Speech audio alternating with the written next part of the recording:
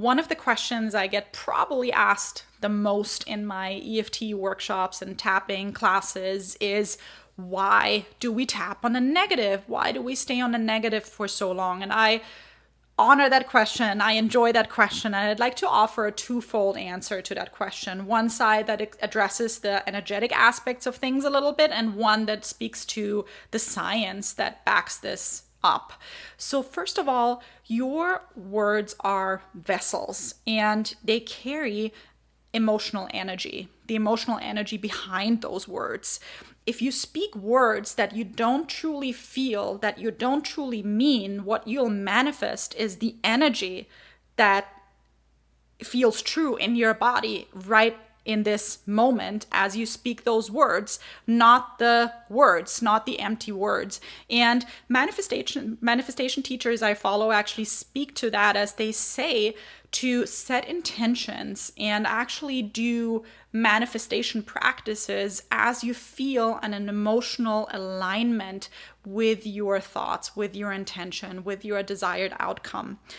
And to be in this alignment, we want to make sure we acknowledge what actually is first, your current state, the emotional block, the resistance, all of it, to clear the pathways for this emotional alignment. And here comes the second part as to how this works.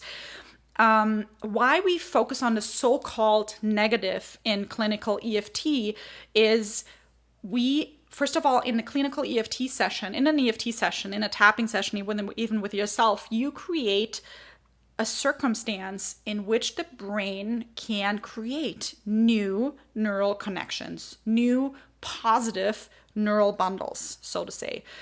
And how we do this is we expose ourselves to the current state of affairs, the so-called negative. We bring it all up. We are not the fake it till you make it kind of people.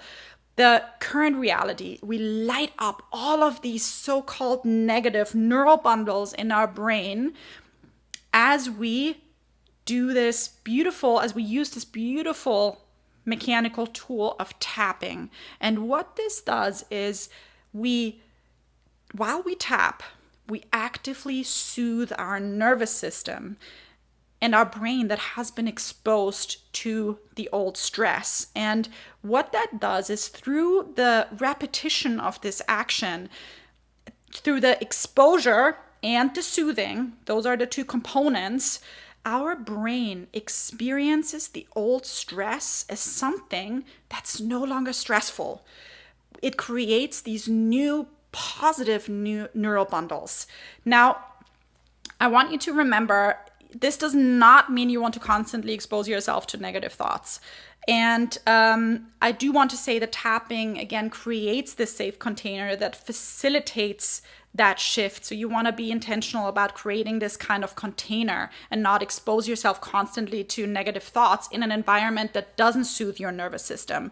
So one way to acknowledge both when you work with yourself, the current feeling and the desired feeling, is to tap with a choice statement. For example, so you can tap along with me. Even though I feel anxious about not having enough, I choose to feel abundant.